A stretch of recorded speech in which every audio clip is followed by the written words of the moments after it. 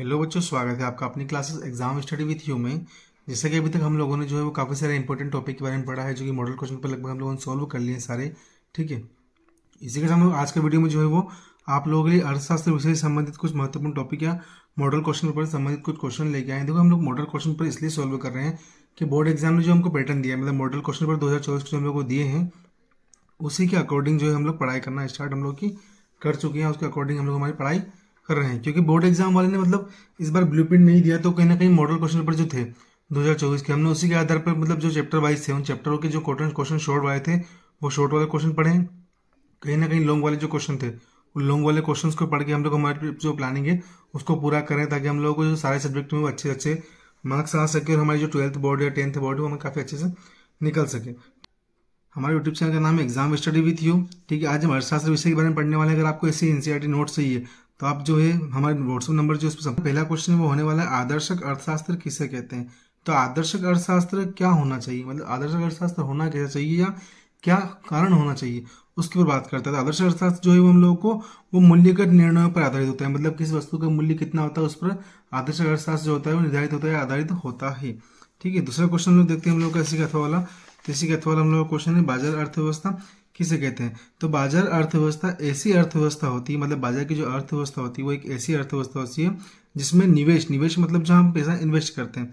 ठीक है, निवेश, उत्पादन और वितरण के निर्णय उन मूल्यों संकेतों द्वारा निर्धारित होते हैं लोगों को खरीदता है। ठीक है, मतलब भैया मान लो बाजार में कोई व्यक्ति होगा, व्यापारी होगा, उस वस्तु को बेचने के लिए बाजार में अगर लाया है तो वो उस बाजार के अकॉर्डिंग ही, उस बाजार के अनुसार ही किसी वस्तु का मूल्य तय करता है। उसको हम क्या बोलते हैं, बाजार अर्थव्यवस्था कहते हैं।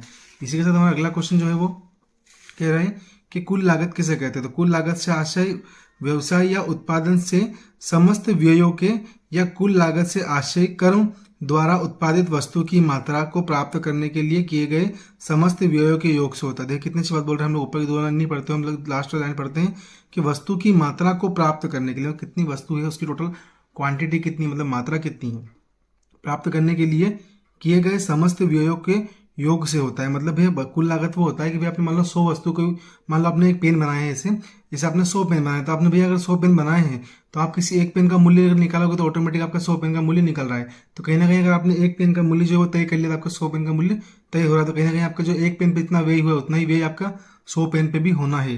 ठीक है, इसी को हम क्या बोलते हैं, कुल लागत कहते हैं। ठीक है, अगला क्वेश्चन हम लोग देखते हैं हम लोगों का। अगला क्वेश्चन कह रहा है हम लोगों का कि सीमांत लागत का अर्थ लिखिए। सीमांत लागत क्या होता है, उत्पादन की एक अतिरिक्त इकाई उत्पादित करने से कुल लागत में जो वृद्धि होती है उसे सीमांत लागत कहते हैं। मतलब मान लो कोई वस्तु उत्पादित कर रहे हो, उसमें थोड़ी सी अपनी वस्तु और ऐड कर दी उत्पादन करने के लिए, तो उसमें जो आपने वृद्धि की उसको क्या कहते हैं हम लोग, सीमांत लागत कहते हैं। यानी कि मान लीजिए हम लोग कोई काम कर रहे हैं, उसमें हमने थोड़ा सा काम वर्क और ऐड कर दिया, हमारा कार्य थोड़ा सा ऐड कर दिया, तो जो हमने जो कार्य में बढ़ोतरी की मतलब वृद्धि की उसे क्या कहेंगे हम लोग, सीमांत लागत कहेंगे। अगला क्वेश्चन है, उच्चतम निर्धारित कीमत किसे कहते हैं। तो किसी वस्तु या सेवा की सरकार द्वारा निर्धारित ऊपरी सीमा या अधिकतम कीमत को कीमत सीमा या उच्चतम निर्धारण कीमत कहते हैं। मतलब गवर्नमेंट द्वारा जो रेट जो तरह से तय किए जाते हैं, मान लीजिए किसी कोई व्यापारी हो गया, कोई उद्योगपति हो गया, उसने कोई वस्तु बना दी, उसका उसने रेट तय कर दिया, फिर गवर्नमेंट द्वारा उस पर जो भी टैक्स वगैरह जीएसटी वगैरह लगना था उसका गवर्नमेंट ने जो उसका रेट तय किया, तो उसको हम लोग क्या बोलेंगे, उच्चतम सीमा निर्धारण करेंगे। मतलब जितने भी टैक्स उसको लगने थे, जितना भी व्यय इसको होना था गवर्नमेंट के साथ में या प्राइवेट लिमिटेड कंपनियों के साथ में, उन सब व्ययों को मतलब जितना भी पैसा खर्चा हुआ है उन सबको जोड़कर जो पैसा बनता है उसको क्या बोलते हैं हम लोग, उच्चतम निर्धारित कीमत कहते हैं। इसी से किसी वस्तु या प्रोडक्ट की कीमत निर्धारित की जाती है।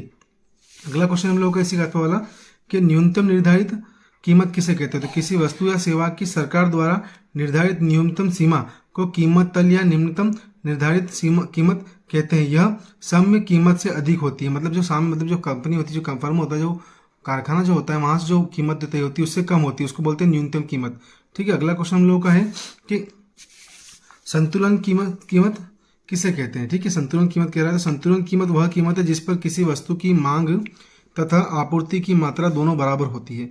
कितनी अच्छी बात बोल रहा है कि संतुलन कीमत वह कीमत होती है जिसमें मांग मतलब जो किसी उत्पादक की मांग होती है। ठीक है, जो मान लो उपभोक्ता जो हो गया उसकी मांग हुई, मतलब उत्पादन करने वाला जो होता है वो होता है जो किसी वस्तु को बनाता है, और उपभोग करने वाला वो होता है जो किसी वस्तु को खरीदता है, उस वस्तु को उपयोग करता है। ठीक है, तो ये क्या बोल रहा है कि संतुलन कीमत वह कीमत है जिस पर किसी वस्तु की मांग तथा पूर्ति की मात्रा दोनों बराबर होती है। यानी कि जितनी मांग है उतनी ही मार्केट में पूर्ति हो रही है इस वस्तु की। संतुलन कीमत का निर्धारण किसी वस्तु की मांग और आपूर्ति की बाजार शर्त के द्वारा होता है। सही बात है, जितनी वस्तु बाजार में किसी वस्तु की मांग जितनी होती है उतनी अधिक मात्रा में उसकी पूर्ति होती है, जितनी कम मांग होती है उतनी कम मात्रा में उसकी पूर्ति होती है। अगला क्वेश्चन है बाजार संतुलन का अर्थ लिखिए। बाजार संतुलन वह स्थिति है जिसमें परिवर्तन की कोई प्रवृत्ति नहीं पाई जाती है। बाजार उस स्थिति में संतुलन होता है जब बाजार की पूर्ति बाजार की मांग के बराबर होती है। सही बात है भैया, जितनी बाजार में मांग है अगर उतनी ही पूर्ति अगर हो चुकी है उस वस्तु की, तब जाके बाजार जो है वो संतुलित होता है, अन्यथा बाजार संतुलन स्थापित नहीं हो पाएगा, बाजार संतुलन स्थापित मतलब स्थायित्व नहीं ले पाएगा। ठीक है, अगला क्वेश्चन हम लोग का है आज का, हम लोग देखते हैं। हम लोग अगला क्वेश्चन बोल रहे हैं कि स्टॉक तथा प्रभाव में कोई दो अंतर लिखिए। ठीक है, तो स्टॉक और प्रभाव में अंतर देखते हैं हम लोग। स्टॉक या प्रभाव में कोई दो अंतर लिखिए। तो स्टॉक का कोई समय काल नहीं होता, मतलब भैया हम किसी भी समय किसी वस्तु को स्टॉक मतलब सेव करके या उसे संरक्षित करके रख सकते हैं, उसका कोई समय निश्चित नहीं होता है।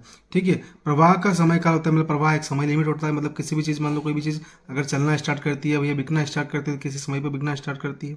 ठीक है, उसको बोलते हैं प्रवाह काल का समय काल होता है, मतलब निश्चित समय होता है। ठीक है, इसी के साथ इसका हम चौथा पॉइंट देखते हैं। चौथा पॉइंट इसका क्या बोल रहा है, तीसरा पॉइंट कि स्टॉक एक स्थैतिक अवधारणा है। स्टॉक जो है भैया वो स्थैतिक मतलब बिल्कुल रखा हुआ समय जो वस्तु होती है उसको क्या बोलते हैं, स्थैतिक अवधारणा है। प्रवाह एक प्रायोगिक अवधारणा है, मतलब चलती रहती है निरंतर, कभी रुकती नहीं है, मतलब कम ज्यादा होती रहती है, बाकी स्थिर नहीं होती, बिल्कुल शून्य नहीं होती है। अगला क्वेश्चन जो वो क्या बोल रहा है, अगला क्वेश्चन बोल रहा है कि मध्यवर्ती वस्तुओं के दो उदाहरण लिखिए। तो अंतिम वस्तु तथा सेवाओं के उत्पादन में उत्पादक द्वारा प्रयोग किए जाने वाला कच्चा माल, बिजली, ईंधन आदि को मध्यवर्ती वस्तु कहते हैं। मध्यवर्ती वस्तु वो वस्तु होती है जो मान लो हम लोग का कार्य स्टार्ट कर रहे हैं उसमें बीच में जो सहयोग हम लोग को देती है उसको हम बोलते हैं मध्यवर्ती वस्तु। जैसे ही हम मान लो कोई भी माल तैयार कर रहे हैं उसमें कच्चे माल की आवश्यकता पड़ती है, पहले हम लोग कोई भी कार्य कर रहे हैं, कोई भी उद्योग चला रहे हैं, उसमें मान लो कोई बड़ी बड़ी इलेक्ट्रॉनिक मशीन है तो बिजली की आवश्यकता पड़ेगी, ईंधन की आवश्यकता पड़ेगी, आदि कई सारी चीजें जो होती है वो मध्यवर्ती वस्तुओं का कार्य करती है, मध्यवर्ती वस्तु कहलाती है। अगला क्वेश्चन है हम लोगों का कि वस्तु विनिमय प्रणाली की कोई दो कठिनाई लिखिए। तो पहला है दोहरे संयोग का अभाव, मतलब है मान लो कोई वस्तु जो है बार बार उपयोग में आती जाती है तो दोहरे संयोग का अभाव होता है उसका। ठीक है, तो कीमत की माप कठिनाई, मतलब किसी वस्तु की हम कीमत नहीं माप पाते हैं, है ना।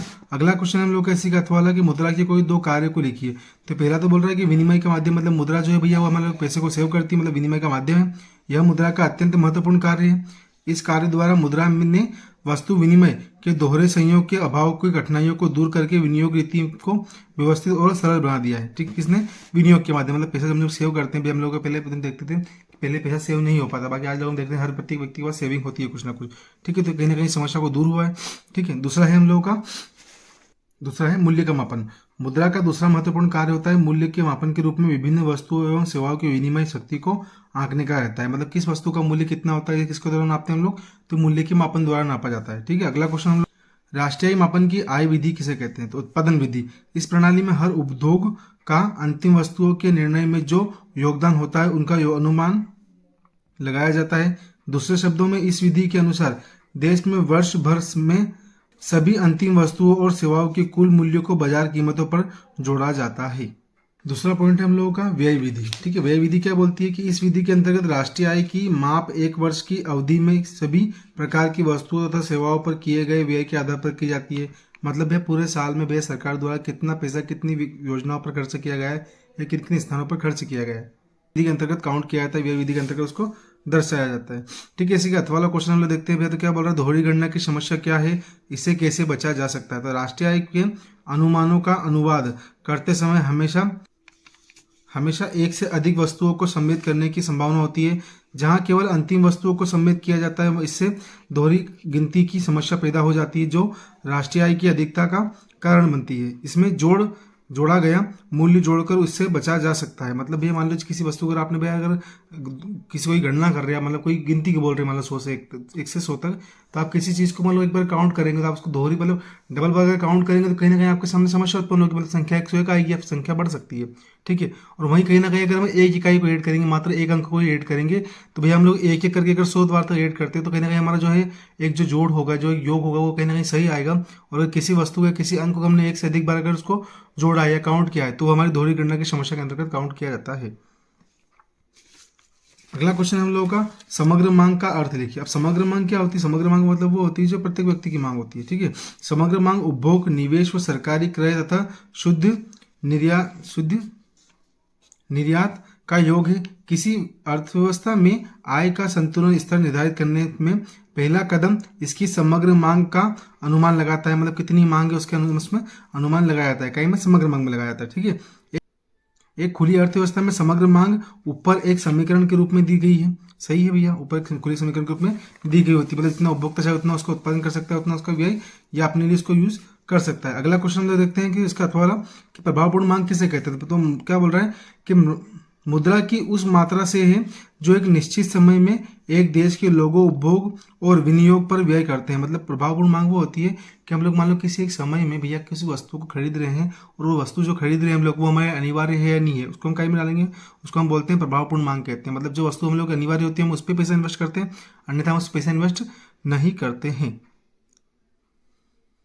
अगर आपको वीडियो पसंद आया हो तो आप वीडियो को बिल्कुल लाइक करें, शेयर करें, सब्सक्राइब चैनल को सब्सक्राइब जरूर कर दें। और अगर आपको इसी प्रकार के और इंपॉर्टेंट क्वेश्चन की क्लासेस चाहिए तो बिल्कुल आप चैनल से जुड़े रहें और